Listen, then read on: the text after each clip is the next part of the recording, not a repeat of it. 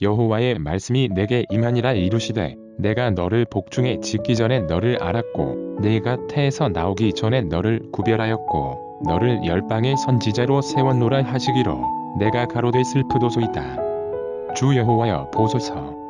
나는 아이라 말할 줄을 알지 못하나이다. 여호와께서 내게 이루시되 너는 아이라 하지 말고 내가 너를 누구에게 보내든지 너는 가며 내가 내게 무엇을 명하든지 너는 말할지니라. 말씀 전하기 전에 기도하겠습니다. 고맙고 감사하신 하나님 아버지, 하나님께서 하시고 싶은 말씀이 있으셔서 부족한 저에게 그 말씀을 주신 은혜를 감사합니다.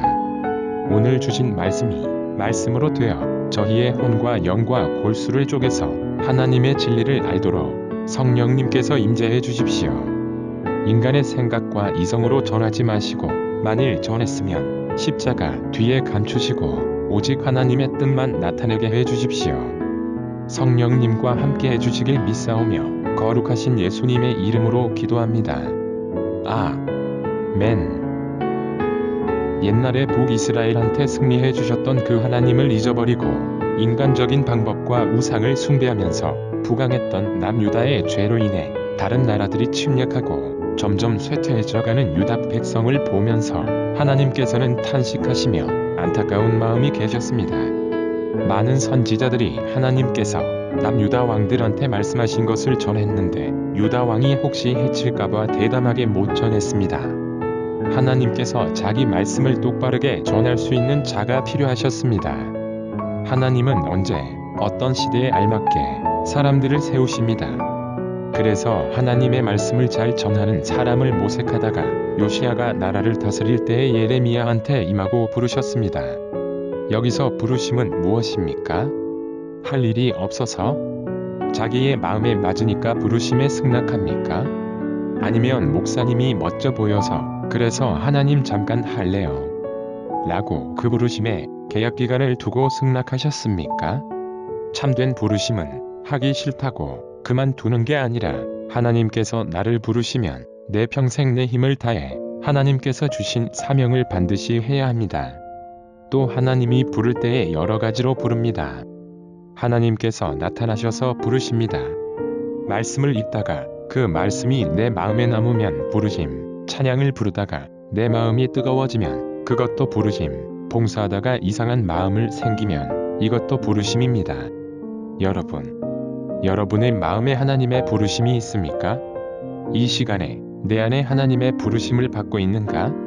한 번쯤 깊이 겸비해보는 여러분이 되시기를 원합니다. 하나님께서 무조건 부르시는 게 아닙니다. 부르실 때에 나밖에 안 되는 이유와 나를 향한 계획을 말씀하시고 부릅니다. 5절 내가 너를 복중에 짓기 전에 너를 알았고 네가 태에서 나오기 전에 너를 구별하였고 너를 열방의 선지자로 세웠노라고 말씀하셨습니다. 저희들은 우연히 이 자리에 있는 게 아니라 하나님이 창세부터 우리를 계획했고 많은 사람들 중에 우리를 택해서 사회에서 수천 명 중에서 우리를 만나주셔서 하나님의 귀한 사명자로 이끌어 가시려고 이 자리에 있습니다. 그래서 사도 바울은 자기를 이렇게 소개하고 있습니다. 에베소서 1장 1절에 이렇게 기록했습니다. 하나님의 뜻으로 말미암아 예수 그리스도의 사도된 바울은 이라고 하나님께서 나를 태초부터 사도로 계획하심을 깨닫고 있기 때문에 이렇게 소개할 수가 있습니다. 여러분 자신을 소개할 때 이와 같이 소개하는 저와 여러분이 되시기를 주의 이름으로 바랍니다. 그러나 예레미야는 하나님의 부르심에 자신을 부인했습니다. 6절 내가 가로되 슬프도소이다. 주 여호와여 보소서. 나는 아이라 말할 줄을 알지 못하나이다. 예레미야는 하나님께서 부르실 당시에 20대 꽃다운 청년이었다고 합니다. 하고 싶은 건 많고 갖고 싶은 것도 많은데 또한 정치도 경제도 하나도 모르는데 내가 오로지 하나님의 말씀으로 저 잘못된 길에 가고 있는 저 유다 왕한테 전할 수가 있을까? 라고 두려워서 자기는 할 수 없다고 거부하는 장면입니다. 그러면 우리의 모습은 어떨까요? 자기의 소유, 가치관, 안정된 직장, 둘러싸인 환경, 갖고 있는 장애 때문에 혹시 나의 부르심을 나 아닙니다. 이렇게 부인하고 있습니까? 특히 장애를 가진 사람이면 부르심을 쉽게 접을 수 있습니다. 하나님 향한 나의 소명이 있는데 같이 동기부여해주면서 그 소명을 실행시켜주는 사람들이 주위에 없었습니다. 오히려 중세 시대 때에 장애를 가진 사람들을 마녀라고 잡아서 임상실험을 했으며 악마의 자식이라서 죽임 당하였었습니다. 그뿐만 아니라 하고 싶은 게 따로 있는데 사람들이 시키니까 억지로 그 섬김을 받고 너는 이건 못해라고 도움의 대상으로만 여겨졌습니다. 이러니 하나님께서 부르셨어도 그 부름에 응하지 않았을 것입니다. 그래서 하나님을 믿지 않는 불편한 사람들은 이 때문에 거부감이 있을 수 있습니다. 그런데 하나님께서 쓰고 싶은 사람을 반드시 부르십니다. 7, 8절 여호와께서 내게 이르시되 너는 아이라 하지 말고 내가 너를 누구에게 보내든지 너는 가며 내가 내게 무엇을 명하든지 너는 말할지니라. 너는 그들을 인하여 두려워 말라. 내가 너와 함께 하여 너를 구원하리라. 나 여호와의 말이니라 하시고 어떤 환경도 심한 장애도 하나님께서는 아무런 이유가 되지 않습니다. 오히려 그 환경을 정리시켜 주십니다. 그 어떤 심한 불편도 하나님께 영광을 돌리는 도구로 만들어 주십니다. 이스라엘 야파에서 그리스 출신의 아버지와 아르메니아인 어머니 사이에 태어난 한 청년은 독실한 그리스 정교 가정으로 세례를 받았으며 가톨릭계 학교에서 수사와 수녀들로부터 엄격한 교육을 2살부터 14년간 받았습니다. 주일날이면 그리스 정교회의 예배를 참석했습니다. 1967년 6월 이스라엘과 주변국들 사이에 그 유명한 6월 전쟁이 긴장되자 그의 가족들은 캐나다로 이민을 결심하게 되었습니다. 1960년 7월 캐나다로 이민을 온 그는 이방인 생활과 함께 사춘기를 맞게 되었습니다. 어느 추운 겨울 밤 그는 자기의 방에서 천사의 이끌림을 받는 이상한 환상을 체험했고 그때부터 학교 기도 모임에 참석했고 기도 모임과 목요일 저녁 카타콤이라 하는 예수운동 모임에도 참여하면서 본격적인 신앙생활에 들어가게 됩니다. 그러나 정교 신앙을 가진 부모는 그의 성경책을 찢고 그를 박해했습니다. 심한 박해 속에서 신앙은 더 견고하고 확고해졌으며 많은 집회에 참석할 때마다 성령님의 임재를 경험하게 해주셨습니다. 어느 날 성령님께서 자기 방에서 찾아오셔서 꼼짝 못하게 하시고 마치 차가운 공기가 그를 감싸듯이 억제할 수 없는 임재를 하셨습니다. 그 청년은 본격적인 목회자의 길로 가게 됩니다. 바로 세계적인 성령치유 부흥사 베니힌 목사님입니다. 사랑하는 여러분, 하나님께서는 내 가정, 내 환경, 심지어 내 장애도 하나님께 아무것도 아닙니다. 하나님께서 붙드시면 아무리 쓸모없는 다 쓴 병뚜껑이라도 누구한테는 정말 행복을 느끼는 수단으로 사용하십니다. 하물며 그분의 독생자를 죽이면서 나를 사주셨는데 우리는 장애가 있다고 하나님을 원망했었고 그 부르심에 순복하지 않았습니다. 하나님께는 이 불편도 아무것도 아닌데 산모는 심장 쇼크가 나서 아기와 산모 둘 다 위험한 상황이었습니다. 결국 산모를 살리기로 했었고 기계의 힘으로 아기를 낳았지만 거의 죽어있는 아기를 인큐베이터 속에서 살리셨습니다. 그 아기가 바로 저입니다. 태어난 지 3일 만에 나의 뇌 상태를 확인하기 위해 CT 촬영을 했답니다. 지금 생각해보면 의사 선생님들은 제가 장애아가 될 거라는 것을 아셨을 것입니다. 당시 의료사고이라고 인정을 하면 의사 생활에 치명적이기 때문에 발을 뺐습니다. 저는 정상적으로 성장을 하지 못했고 젖병조차 빨아들일 힘도 돌아놓을 기력도 없는 저는 경기까지 겹쳐 하루에도 몇 번씩 병원 신세를 져야 했답니다. 시간이 지나도록 고개를 가누지 못하던 저는 서울대학병원에서 뇌성마비, 즉 뇌병변이라는 판정을 받게 되었습니다. 출산 때 난산으로 인해 뇌 속에 산소가 부족해서 오는 뇌병변 불편. 태어날 때 고생해서 발육이 늦을 거라는 의사 선생님 말씀만 들어오시던 내 부모님들의 심정은 어떠했을까요? 3개월 안에 발견했으면 70%는 정상으로 돌아왔을 거라는 안타까운 소식을 접한 부모님 그때부터 내 삶의 긴 여정은 시작됐습니다. 물리치료, 언어치료, 일주일에 서너 번씩은 전신에 침을 맞아야 했고 내 부모님은 저를 고쳐보겠다는 일념 하나로 우리나라 큰 병원은 안 다닌 곳이 없었습니다. 제가 4살 때는 12시간에 걸쳐 척추 수술도 했고 6살 때는 중국에서 침으로 뇌성마비를 고친 타에서 중국까지 가신 부모님. 그래도 제가 지금의 모습으로 살아갈 수 있는 것은 어머님의 기도입니다. 경기하는 나를 위해 어머니는 교회 단상 위에 약과 저를 놓고서 장애아를 주신 주님을 원망하지 않으니 저한테 맡기시길 원하시면 살아갈 날 동안 건강 지켜주세요라고 기도하셨다고 말씀하셨습니다. 그리고 좋다고 말하는 음식을 사다가 먹여주셨습니다. 그 후 잔병 치료가 없이 건강하게 잘 자랐다고 합니다. 날등에 업고 길을 걸을 때도 항상 이야기하듯이 되뇌이셨던 어머니는 나에게 큰 선물을 주셨습니다. 불편을 갖고 살아갈 나를 위해 신앙을 심어주셨습니다. 학교에 가는 나이가 되어 면접한 후 어머니는 심해서 학교에 들어가기 힘들다는 생각에 떨어질 줄 아셨는데 합격이라고 통보를 받으셨고 얼마나 기뻤었는지 모른다고 합니다. 나보다 손이 자유롭고 말을 하는 친구들 중에 제가 뽑히다니 하나님의 은혜가 아니면 상상조차 할 수가 없습니다. 그런데 공부를 잘하는 학생으로 여겨지지 않습니다. 5학년 전까지 말을 못하니까 지능을 낮다고 생각하는 선생에 의해 교육을 제대로 못 받고 있었습니다. 하지만 몇 명의 선생님과 친구들은 우리와 똑같다고 잘해주셨고 인정을 해주셨었습니다. 그렇게 세월이 가고 중학교에 들어가 처음으로 맞는 시험에 잇따라 높은 점수를 맞아서 온 학교에 저의 능력을 인정을 받았습니다. 초등학교 선생님이 오셔서 진짜 했니? 라고 물어보는 정도로 반에 1, 2등을 다투었습니다. 그러자 저를 질투하는 한 학생의 부모님이 읽어주어서 그렇지 않겠냐? 고 말을 하여 대독 지원을 받지 않을 때에도 제 성적은 그대로 이었습니다. 왜냐면 시험을 치기 전에 하나님께 기도를 하고 치기 때문이었습니다.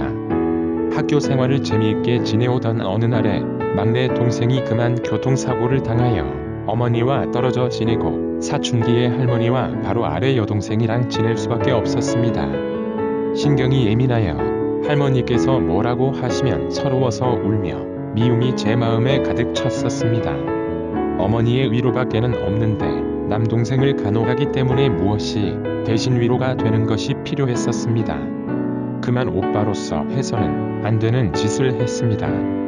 하나님께서만 그때 죄를 아셨지만 호기심에 악한 장난을 했습니다. 스트레스와 허전한 마음으로 놀이를 하면서 서로 위안을 했었습니다. 그땐 죄라는 것을 몰랐습니다.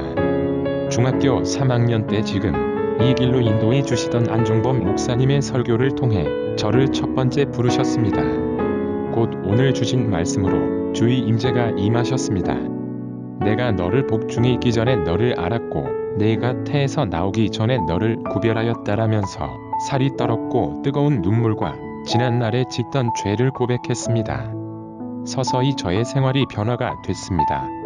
학교 가는 버스 안에서 성경을 보게 되면서 지혜의 샘이 열리게 됨을 느꼈습니다. 저녁이면 하루의 일과를 기도로 끝내는 예수님 중심인 삶으로 변화됨을 받았습니다. 마음이 아픈 친구들에게 성경 구절을 써서 주고 상담을 해주면서 예수님을 전했었습니다. 친구들 사이에서 전도사를 하려고 말을 하였습니다. 어느덧 대학 입시를 준비하려고 친구들은 원서를 쓰고 있는데 저는 옆에서 도움과 응원을 할 뿐 그 동참의 맛이 제게 없었습니다. 왜냐 장애가 너무 심해서 누가 붙어서 따라다니는 사람이 있으면 대학에 받아주겠다고 조건부 합격을 시켜준다고 해도 대학 입시에 감히 용기를 내보지도 않았습니다. 학교에서 나 때문에 합격 축하에 잡칠까봐 슬픈 내색도 않은 채 웃고 친구들을 격려해주면서 집에서는 방문을 닫은 채 하나님께 처음이자 마지막으로 원망을 했었습니다. 정든 학교를 떠나 후 저는 책상 앞에 앉아서 비참하고 초라했었습니다.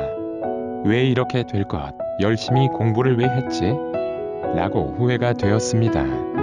그러나 하나님이 내 길을 인도하신다는 믿음이 있었고 아는 선배를 통해서 사회에 나가면서 불편한 사람들이 사회에 참여하고 본인들의 권리와 인권을 찾아가는 과정을 알게 되었고 그 과정 속에 투쟁이라는 것을 알게 되었습니다. 그렇게 대응할 수밖에 없는 현실을 알게 되면서 이 지역사회 속에서 불편한 사람으로 살아가는 것이 얼마나 힘든 것인가를 다시 한번 알게 되는 계기가 되었고, 저 마음 속에서 복음을 전해야 되는 심령이 있었습니다. 그러자 하나님이 역시 안정범 목사님을 통해서 두 번째 부르셨습니다.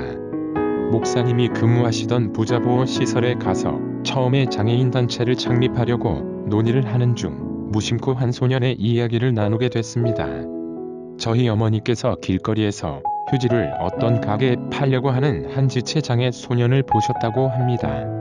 가족들의 생계를 위해서 판다고 하면서 가게마다 문전박대와 모진욕을 받아도 불구하고 돈 몇천 원 안 되는 휴지를 파는 그 소년한테 어머니의 바지 주머니에 있는 전 재산을 주셨다는 말씀을 듣고서 묘한 감정이 휘감고 왠지 저도 모르게 마음이 아팠습니다. 그 이야기하면서 세상의 단체가 아닌 하나님의 단체를 세우는 사명을 주셨습니다. 사명을 받고 그 사명을 감당하기 위하여 광야학교에 보내셨습니다. 광야학교는 하나님이 저를 주님의 종으로 만들기 위해서 사랑과 희락과 화평과 오래 참음과 자비와 양선과 충성과 온유와 절제 과목이 기본 수업이고, 심화 과목으로 시험, 고통, 배신, 방황, 인내, 의지, 내려놓음, 감사, 행복까지 수업하여 온전히 하나님만 바라보며 과정을 마치면 이때 하나님의 종이 될 수가 있습니다. 한 번은 너무 힘들어서 하나님께 하나님의 사명자가 왜 이렇게 어려워요? 라고 물어봤습니다. 그러자 하나님은 민수기 14장 29절에서 30절로 말씀을 하셨습니다. 너희의 시체가 이 광야에 엎드러질 것이라. 너희 20세 이상으로 계수함을 받은 자 곧 나를 원망한 자의 전부가 여분네의 아들 갈렙과 눈의 아들 여호수아 외에는 내가 맹세하여 너희로 거하게 하리라 한 땅에 결단코 들어가지 못하리라. 가나안 땅에 12명의 정탐꾼들이 다녀와서 10명은 우리를 그들의 밥이라고, 우리보다 힘센 장사들이 수두룩하고 키가 커서 질 것이라고, 차라리 애굽에서 죽었으면 좋을 텐데라는 원망을 모세와 아론한테 했습니다. 그러자 하나님은 눈앞에 있는 가나안 땅을 놓고 광야에서 40년을 훈련하셨습니다. 철저히 하나님을 의지하고 경외하기까지 뺑뺑 돌아 이끄십니다. 분명히 목적지는 태초부터 정해 놓으셨으나 가는 길은 우리의 마음 상태에 따라 가는 방향이 달라집니다. 광야에 들어갔다 나와야지 진정한 사역자가 될 수가 있습니다. 아직 어린 저로서는 상처에 강한 마음과 하나님을 의지하는 마음이 저에게 필요하였습니다. 지쳐서 몇 번이나 다른 교회에 갔었으나 하나님께서 제자리로 앉히고 도망을 치면 또다시 정해진 그 자리로 앉혀주셨었습니다. 이렇게 사역자가 되기, 아파하는 사람들에게 위로자가 되기 위해선 먼저 겪고 고난의 물을 먹어야 합니다. 그것이 내 안에 거품을 빼는 작업을 하셨습니다. 예수님도 우리처럼 지체로 오셔서 인간의 고통을 느끼고 우리의 죄값을 치르기 위하여 귀한 보배를 아낌없이 흘렸던 것입니다. 먼저 우리를 겪지 않으면 편하게 쓰시지 못하십니다. 자기의 생각, 고집, 선입견, 자등이 깨져야만 하나님께서 하신 말씀을 그대로 전할 수가 있습니다. 그래서 하나님께 다 내려놓고 하나님이 쓰시기 편하시도록 훈련을 하십니다. 몇 번이나 방황과 환난을 겪은 끝에 저는 내 힘으로 하나님의 일을 할 수가 없구나 라는 깨달음을 주셨습니다. 그리고 제 마음에 편안과 감사가 찾아옵니다. 편안과 감사가 찾아올 수가 있던 이유는 하나님께 모든 것을 내려놓기 때문입니다. 내려놓음 저자 이용규 선교사님은 유학에 가기를 결심하고 어느 기도원에서 중고등부 집회를 인도하면서 기도를 하던 중에 기도원 원장님께서 몇 명만 안수기도를 하시는데 그 안수기도를 사모함을 마음에 들었고 선교사님이 그 원장님께 고개를 내밀었다고 합니다. 기도를 하는데 신기한 경험을 주셨는데 평소에 못 느꼈던 강하고 뜨거운 감정이 흐르셨다고 합니다. 선교사님의 마음 안에 많이 고백을 쏟아내는 가운데 그 원장님께서 선교사님을 처음으로 봤는데 그 고백 중에 두 가지 기도 제목을 대하여 기도를 하셨었는데, 하나는 학문으로 하나님께 영광을 돌려주십시오, 또 하나는 유학에 가는 길을 열어주십시오를 대하여 기도를 해주셨다고 합니다. 그러하여 유학길에 올랐는데 너무 힘들었다고 합니다.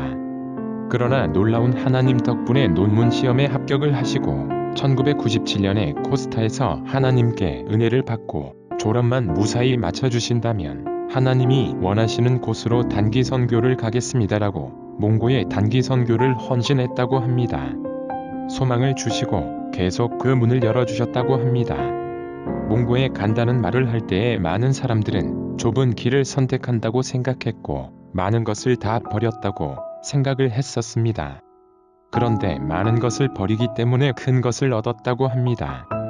몽고에 가기 때문에 너무 많은 유쾌한 것이 선교사님의 삶에 있었다고 하시며 역사를 대하여 새로운 시각을 얻었고 학문으로 어떻게 하면 그들을 섬길 수가 있느냐는 그 분야를 보기 시작하시며 평신도임에도 불구하고 일회교회에서 담임을 해서 목회할 수가 있도록 특권을 주셨다고 합니다.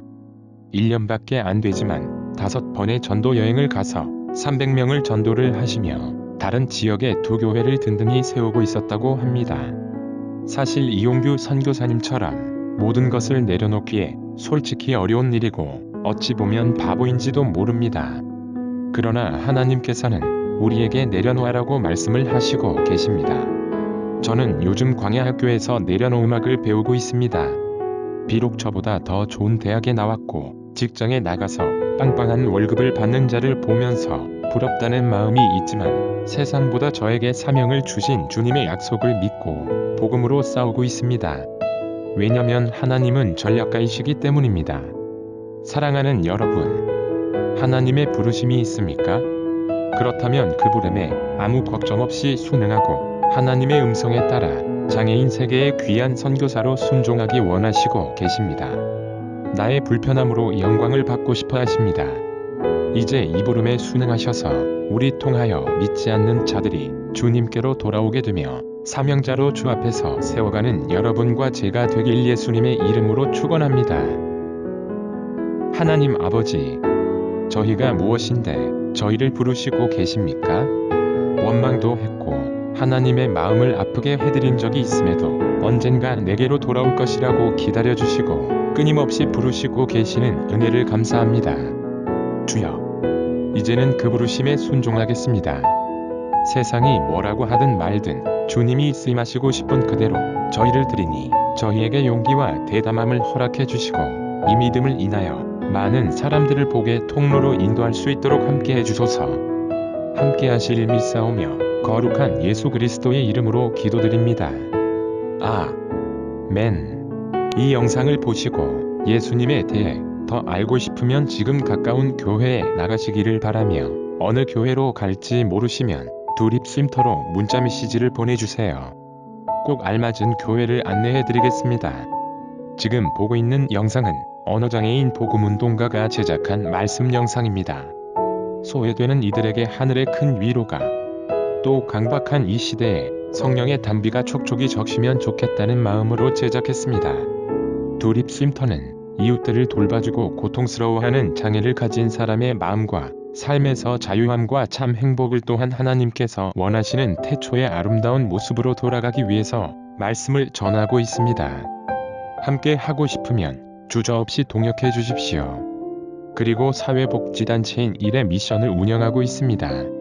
보내주신 선교 후원금의 일부로 어려운 이웃들을 도와주면서 심한 장애를 가진 사람들의 삶에 애원과 고통, 일상생활에서 부딪히는 문제나 고용, 결혼, 출산 그리고 우리 사회에서 아직 해결하지 못한 성 관련 문제 등을 성경적 시각으로 해결해 나가는 데 사용되어질 것입니다. 개인 계좌로 보내기가 조심스러우면 전화해 주십시오. 그러면 단체 계좌를 보내드리도록 하겠습니다. 궁금한 것이 있거나 기타 문의를 원하시면 연락해 주시기 바랍니다.